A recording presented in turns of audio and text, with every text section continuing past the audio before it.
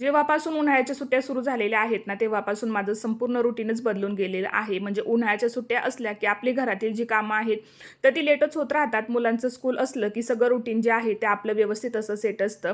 सुट्ट्या असल्यामुळे बाहेर थोडंसं फिरणं वगैरे सुद्धा जास्त झालेलं होतं. त्यामुळे घरातील क्लीनिंग काही मला इतकी करणं झालंच नव्हतं. आज म्हटलं चला सगळं जे आहे ते आपण व्यवस्थित असं क्लीन करून घेऊयात.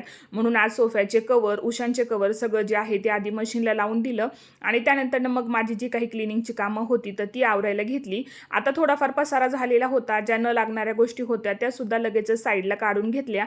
तोपर्यंत इकडे मशीनसुद्धा झालेली होती. तर म्हटलं आधी कपडे वगैरे वाळत घालून येऊयात आणि त्यानंतरनं मग म्हटलं आपलं डस्टिंगचं जे काही काम आहे ते आवरून घेऊयात. आता किचन ओटा आवरायचा राहिलेला होता तर मग लगेचच तो सुद्धा क्लीन करून घेतला. आता घरातील तर क्लिनिंग झालेली होती, पण बाहेरची क्लिनिंग माझी करायची आज राहिलेली होती. तर म्हटलं चला ती सुद्धा लगेचच आवरून घेऊयात. म्हणजे सगळी कामं आवरली की मग आपण निवांत झालो. तर चला भेटूयात उद्याच्या व्लॉगमध्ये. तोपर्यंत बाय.